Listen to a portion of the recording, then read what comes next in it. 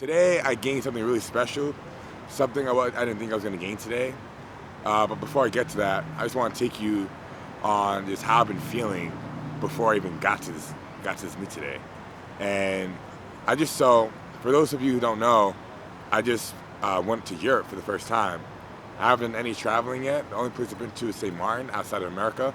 So this was huge for me. Anyway, I got back a couple days ago, and while I was on my trip in Europe, I was thinking about this meet, and I was thinking like, okay, like I'm feeling really strong. I had a 900-pound squat, I had a 650-pound bench, and a 500-pound overpress. All these like crazy gym lists. And you know what? Like, even though I just did a bodybuilding show, I hit most of these PRs relatively close to my show. So this would be a good time to jump into a meet. So a couple weeks before I went to Europe, my girl, she picked out a meet, and it was local out of Huntington Beach, LA.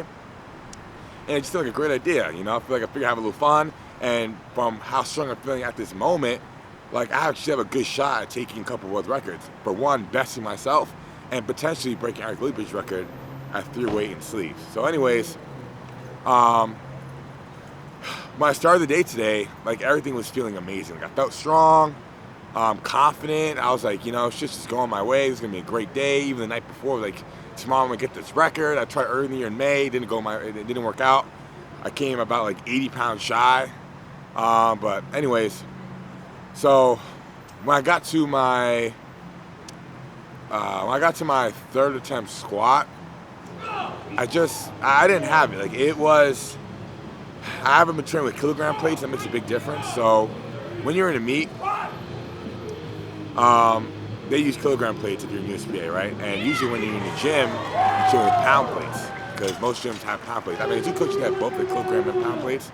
But the point I'm trying to make is that when I was training, when I was doing this prep for bodybuilding, I was using pound plates because, for one, everyone recognizes pound plates. So if you guys are wondering like why I'm training at a gym with both kilogram and pound plates, why I don't use a kilogram plate, because I'm a powerlifter, it's because, for one, like, yes, I'm a powerlifter, but first I'm like becoming more of like an entertainer. So I want the weight I'm lifting for everyone to understand what it is. And most people don't know what a red plate weighs, what a blue plate weighs, what a yellow plate weighs. So if you guys are wondering why I use pound plates, it's because they just look better on you. That is it. That's the only reason.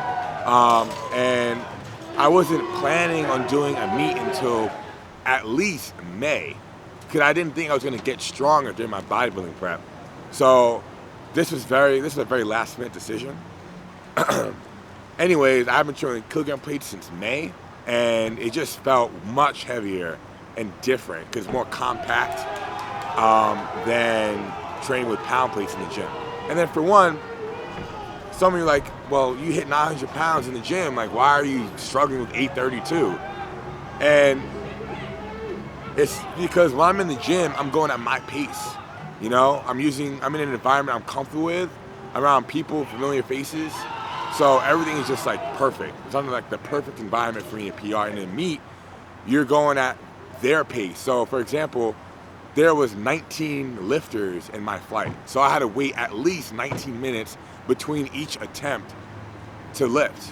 And when I'm in the gym, I'm waiting at the most 5 minutes. That's a big difference. By the time I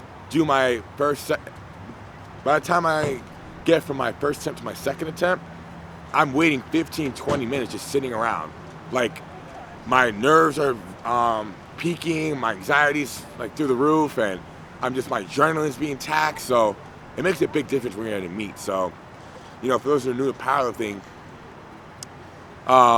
you have to set your expectations a bit lower at a meet, because it's not going to be under the circumstances that you're comfortable and used to, And I for one, the 832 was a meet PR. So while it felt much heavier than training, and it did affect my confidence, because my goal today was to hit at least 881, which would set me up to break the 3 weight world record, I came 50 pounds shy of that with 832, and had to miss 865. I went a little bit too deep, unnecessarily deep, and I felt like I was under control, but I went deeper than necessary, and I almost collapsed under it. It was just too much for me.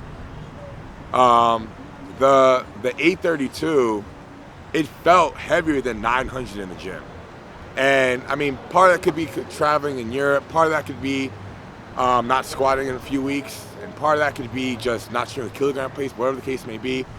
I wasn't too stressed about it because I'm still set to at least beat my 275 all-time world record and raise that, because my best squat in a meet was 820 at that I did the current this year in May, so I bested that by 12 pounds. So even though I wasn't going to get that 3-weight record because I needed at least 881 to get that record, I still was on track to make a PR meet total. I was still on track to best my all-time world record, and it was still looking really good. So now I'm moving on to the bench. I took 600, felt really smooth. Took 617, got crumbled by it. It just felt way too heavy. Now, another thing, in training, I make very big jumps, you know? I jump from 500 to my 1 rep max. So it may be like, for example, I had 650, I went from 500 to 650 within 5 minutes. 5-minute rest from 500 to 650. I don't take a jump in between because it's, like say for example, I take 600 for 650. That 600 is hard. It may as well be my 1 rep max. It's very hard, it's very slow. It takes a lot out of me. And by the time I get to 500, my body's already warmed up and ready for 1 rep max. So to me, that jump in between is unnecessary. I just jump from the, I just jump right to the top set to conserve energy and power. So if I really wanted that 617, for example, if I was in the gym, I would have jumped from 500 to 617. Not taking 600 and then 617. That 600 is still very difficult for me. It might have been like a 1 rep max. It's very close to my 1 rep max. So it was either like I do 600 or 617, not both in the same workout. But nonetheless, 600 was still a meet PR. I've hit 589 back in May, so this was 11 pounds up. So between the 11 pounds from the bench, the 12 pounds from the squat, I was still like in a really good place. I was like, oh, this day is like going good no matter what. Like fuck the 617, fuck the 881. I'm still like on a really good pace right now. I'm still on track to best myself, best my best total, raise my record. I was still feeling really good. Spirits were high. Fatigue was also high because by the time I finished with bench, I think I was 6 hours in. I started my day at 4 a.m., got to me at 8 a.m. I didn't bench, I think, until, 3 o'clock or so. So fatigue was high. My eyes were getting heavy. I was getting sleepy. I mean, this is a really long, drawn-out meet. I'll talk a little bit more about that later. But so let's fast forward to the deadlift. They didn't have a Texas deadlift bar in the warm-up room. They used a CrossFit power bar, a bar used for CrossFit, to warm up for deadlift. So this means that the bar had 0 whip. If you look closely when I'm deadlifting, rewinding the video, you'll notice there's no flex in the bar. So when there's no flex in the bar, you're traveling the bar a longer distance. It makes it a little more difficult. And every inch matters. And that affected my confidence because I've never been to a meet. I've been to 8 different meets. I've never been to a meet where they don't have a Texas deadlift bar or a deadlift bar period to warm up with. They always have that. So this really threw me off. And for one, when I hit my PRs in the gym, it's like everything's how I want it to be. Because when I hit a PR in the gym, I'm at my most comfortable. I'm most comfortable hitting a PR in the gym. Because everything is like I'm familiar with the environment, the music, the familiar faces.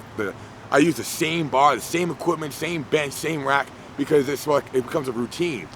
So when that bar wasn't what I'm used to, that was enough to throw me off my game. Anyways, I looked at it as like a challenge. Okay, so the bar is in a Texas deadlift bar. That means so the bar on the platform is a Texas deadlift bar. That means it's going to be harder in the warm-up room, but easier on the platform. This is what I'm thinking. But I'm also thinking, I'm so tired. There's no way I can take 3 attempts and finish with a PR deadlift on the 3rd attempt. So I'm thinking to myself, what are my options, right? I can go for a small 5-pound, 10-pound meet PR, meet total PR, or go all for nothing and just go for the big fish, which has been 887. That would have put me 40, 50 pounds over my best total at 275 of that record I'm talking about. And for me, I always think like no risk, no story, right? So I took the risk, and I went for the 887 on my opener, because if I took, let's say, 700 in the opener, then jumped to 826, and then jumped to 886, I was dead tired. This is 8 hours sitting around screaming for my girl, getting screamed at, watching people, all this adrenaline, all this hype for hours and hours. I'm dead tired at this point. I mean, my workouts normally last maybe an hour and 15 minutes. So this is like a long work day for me. Anyways, I'm like, okay, like either I have it on my opener or I don't have it at all. And it's like I could have taken that light opener, went to a mediocre second attempt, like an 826, 830. But if I had done that, I wouldn't have had the energy to finish through on the third attempt. So this is why I just opened at 887, because this is what I do in training. In training, I jump from 700, I go to my tops at 900. There's nothing in between. And I feel amazing that way. It always works out. That's what I did for 900. That's what I did when I pulled 870 in the gym. It's always been working out. So I figured, when you get to a meet, don't change anything last minute. Do what you've been doing in training. So I took 700 in the warm-up room, and then opened at 887. And I missed the 887 deadlift on my opening. And normally, you got one shot, hit a big lift, hit a PR. Because the second time you go for it, you're taxed, you're done. Like, your first shot is all you got for that day. Come back next week, try again. I've tried several times to hit a PR after missing it the first time, and I always feel weaker the second time. But I'm hard-headed, and I always end up trying anyways. But the reason I tried for a second time today is because I'm thinking of, like, I'm only going to be strong at this moment. I'm only guaranteed this moment right now.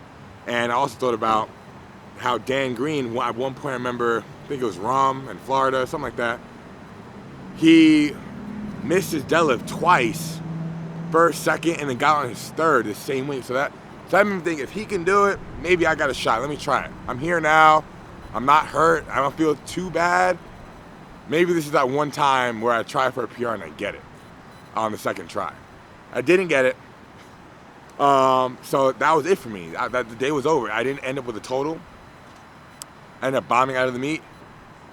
And the way I felt walk off the platform after having this bombing out of the meet, after I was so confident for weeks leading up to this meet that I was going to at the very least best my all-time 275 total, was not defeat, more so disappointment. But also I try not to be too harsh on myself, because I realized I just came off the trip from Europe, did a Bibling show. I didn't properly peak for this, so I wasn't expecting too much. But in the past, when things didn't go my way at a meet, for example, I got hurt at the Kern, and I'm thinking, okay, let me rewind. When I got hurt at the Kern in 2017, I tore my quad. I bombed out of the meet on the squat. I didn't even make it to the bench, let alone the deadlift, or put up a total. I was sad, I was frustrated, I was angry. It was very hard for me to keep my composure around everyone around me. I just wanted to throw something or punch someone in the face. It was just so frustrating, because this was the biggest meet, of my life, with a potential $40,000 cash prize, and I didn't even make it to the bench. So I was super frustrated. And then not only that, but I'm hurt. So I'm thinking to myself, like, I failed, I fucked up, and now I have months in rehab. I've to spend time just taking a step back just to get to where I used to be, and then focus on getting better than that. So it was just like I couldn't see the light at that moment, that day. I eventually started to see it once I was in rehab, and my physical therapist started teaching me all these new things about how to properly squat, how to safely warm up, how to safely squat, what I was doing wrong, like I was dive bombing and putting myself at great risk for injury. Anyways, the way I felt walk up the platform after bombing out today was not defeat, but it was more so like this needed to happen, because failure makes you grow, makes you evolve, you learn from it. And what I learned from this experience today, what I learned from today, is that I have broken world records already. I proved that. I have broken PRs back to back for months. I have proved that I can get stronger, I can get bigger, right? But what I gained today was like, shit, you know what? I had a big disappointment today, but I was able to keep my composure and stay level-headed and, show some good sportsmanship. I mean, people were around me supporting me, giving fist bumps, taking photos, and just, cheering other people on. Brian was there, my girl was there, and it was just like, I still felt good. I didn't feel defeated like I did the last time a meet didn't go my way. So this was like a sign of maturity, in my opinion, and a development in character. And to me, that's more valuable than hitting a PR in the gym, just getting stronger, getting bigger. Because honestly, that's easy. You can figure out, I just gotta get my macros right. I gotta get a new training program. I gotta get a new coach. Like that, to me, that's like the easy stuff, and it's like it's more a guarantee. But to me, the really hard stuff that I'm realizing as I get older, and I just go through these trials and tribulations that really test me, test my character, is that it's harder to build character. It's harder to mature to a point where you can look back like at a failure at that moment and realize that it's going to make you better. At that moment, not like a week or two from now or months from now, but like at that moment, realize this needed to happen. I needed to grow from this. And what I learned too is, while I'm on the subject, that I have broken a couple of records. I proved that to the community. And what am I going to be remembered for? Am I just going to be the guy, Larry broke a couple of records, but what else? What has Larry done for the community? What have I done to give back to the community? So that's the insight, that's the perspective I gained from today. That's something I never expected to think about today. I never expected to think about, like, you know what? Instead of just take another world record, which inevitably it will happen. That's a goal of mine. That's a personal goal of mine. I mean, I feel like I can't just work out without working towards a goal, working towards being competitive in a sport. I can't just work out just to stay looking good or stay strong. I need to work towards some kind of competitive goal, and whether it be powerlifting, bodybuilding, strongman, whatever, golf even. I just need to work towards something of that nature. And today I'm realizing that to grow, I need to realize, like, I've done like the whole breaking world records thing, and I need to focus more on like what's gonna make me evolve. And I think that's gonna be focusing on how can I make powerlifting better? How can I make the whole sport as a whole better?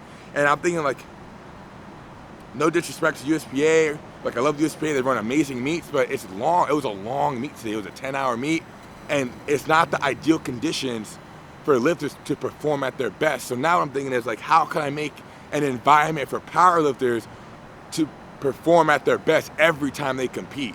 Not where it's like kind of hitting me, one meet was only 3-4 hours and I felt amazing, but this other meet I did was 10 hours. And I didn't think it was going to be that long. And by the time I got to the dub, I couldn't keep my eyes open. I'm so tired. I'm mentally drained. My adrenal glands are drained. I'm like, I can't even scream anymore. My throat's sore from screaming. And just like when you go to the gym, you hit a PR, you don't spend 8 hours before hitting that PR. It's like a long work day. You spend maybe 30, 40 minutes warming up and then go for your PR.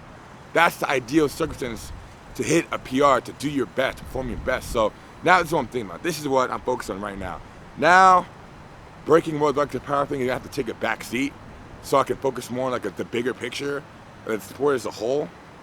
And I think that's just where my head's at right now. And the reason I'm telling you guys all of this is because I just want you to realize when you face failure, when it happens, at that moment, just realize that it's happening for a reason, and it's always going to make you better. You're always going to be able to learn something from that, and it's going to help develop your character. You're going to mature from it. You're going to be wiser from it. It's going to make you better, embrace that failure, because think of it when you watch your favorite movie, your favorite like superstar, your favorite hero, right? He has to go through trials and tribulations, and even just Superman, for example. What would Superman be like without kryptonite? It'd be boring. Like, he succeeds. He wins again. He never loses. He's just amazing. All right, I had enough of this guy winning all the time. When's he ever going to lose? Like, he's not relatable. He's not like a human being, because human beings are built to fail. We're meant to make mistakes. And it's just like our attitude about the mistake when it happens is like a judgment of like our character. And I think that's kind of just the insight and the perspective I've gained from today. And I just want you guys to help you guys realize that, when a meet doesn't go your way, you miss your squat, or you miss your bench, you miss your deadlift, or even you hit most of your lifts, even if it's kind of going your way, but you want to do better. It's just like, just realize that It's important to show good sportsmanship. It's important to realize that there's always going to be another meet. Powerlifting isn't going anywhere. It's important, even if you get hurt at that meet and you're bummed out that you're going to be out of the sport for a few months, that you're going to come back stronger and smarter. You know, just embrace that. You know, embrace that it's inevitable that no one's going to ever just keep winning forever without failing. And when you do fail at these meets, just realize that there's going to be a light at the end of the tunnel, and that you're going to come back one day, maybe not the next meet, even at the meet after that. It may take several meets for you to improve, but it's going to inevitably happen as long as you don't quit and give up. All right, look, guys. The failure in my meet today, just a physical representation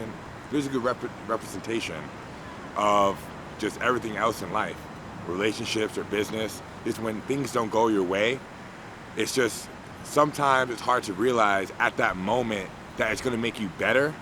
It may take you weeks, months, maybe even years to look back on that same situation and be like, oh shit, like I have a lot of inside perspective now on that same situation, and I can't believe that of what I've learned from that experience, like it was necessary to happen, because if it didn't happen, I wouldn't be where I am today.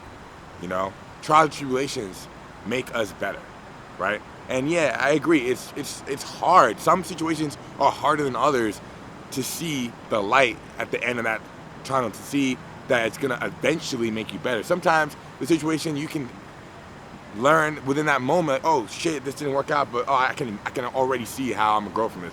Sometimes it may be like, you know what, just fuck this, and you may feel that way for weeks, months, years, and then it's very dismal, it's very like just negative for a long time about that experience, but eventually you'll look back at that and say it needed to happen because I need to grow up, I need to learn something from that. And mistakes are just necessary for us to grow. And it's just like I spoke about in my last video where I did the compilation of all my peers of 2018, like how don't be so focused on PRing in the gym, PRing in life, relationships, business. It's like I'm repeating myself, but it needs to be said over and over again. You know, it needs to be drilled in because it's a necessary evil. Failure is a necessary evil. It's necessary. Just remember, anything you do in life, when you fuck up, when you fail, just realize that it's a necessary evil. It's necessary for you to grow. We are not machines. We're not robots. We are not programmed. We're not perfect. So just the sooner you can realize when you fuck up that you're going to grow from it, the faster you're going to grow. It's just simple as that. But hold on, wait. There's something that I need to show you guys. That's something I'm so excited about. I've been pathing for years now, and you guys need to come over here and look at this. You guys should please come over here and look at this. Come on. So if you guys don't know, neon green is my favorite color. And you guys don't know that because no one in the powerlifting game right now that I know of has neon green lifting equipment. I like loud, I like bright orange, I like yellow, I like neon green, I like baby blue. I mean, I got a black Challenger because it's all I can afford at the moment. But my next car is going to be a bright orange truck. It's going to be loud. You're going to see that thing from a mile away. I like bright, loud colors because I am loud. I am explosive. I am like, look at me. I'm comfortable with that. That is my personality. So I released this. These are elbow wraps, by the way. Let me see this shit. These are elbow wraps. And they go around your elbow. I'm not going to wrap them. I have a hoodie on, but these, when you guys have been wondering, why do I wear elbow wraps but not knee wraps? Well, for one, knee wraps take 10 times longer to wrap than an elbow wrap. Sometimes, like for an effective knee wrap, you need someone else to do it for you. And it still takes 5 to 10 minutes. It's just a long process. And knee wraps can add, realistically, 50 to 100 pounds to your squat, while these may add maybe 10 to 20 to your bench. And it's just, not even that. Most of us deal with some kind of elbow pain, some kind of tendinitis, arthritis, some kind of trauma we had when we're playing sports at a young age, football, whatever, rugby. We all have some here we feel. With this, you don't feel that anymore. It just feels good. You just want to bench every other day with this. It just feels right. So I'm just really excited about this guy. I'm sorry, I'm just excited.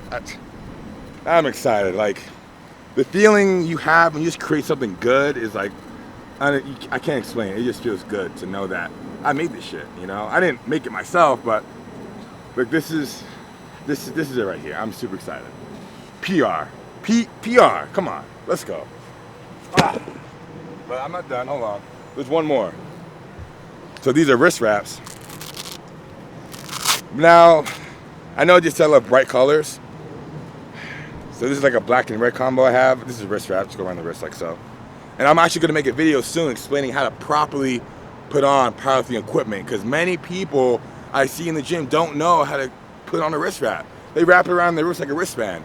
And that's fine, you know, we all learn at some point, you know, that's not how to do it. But I need to, like, now that I have the spotlight, I need to help out, and I need to show you guys how to properly use wrist wraps, elbow wraps, how to properly put your belt on. And I went with black and red for the launch because it's just a safe color. And I'm just starting out with this. I'm sure learning the ropes of just selling stuff on the internet. And maybe not everyone is gonna like neon green and bright orange and these crazy colors, these crazy loud colors that I love. But you will learn to love it like I do, because once you see it in person, I don't know if this camera is gonna properly capture the glory of this, like a neon green wrist wrap, elbow wrap. But once you see it in person, you're like, holy shit, this is like, I need this. Like, I'm glad this is in my life now. So yeah, that's it. You know, I didn't PR on the meat, but PR in the character. I have like new inside perspective now, and I have fucking bomb ass wrist wraps and elbow wraps coming soon. So yeah, that's all I had to say. Cut the video, please.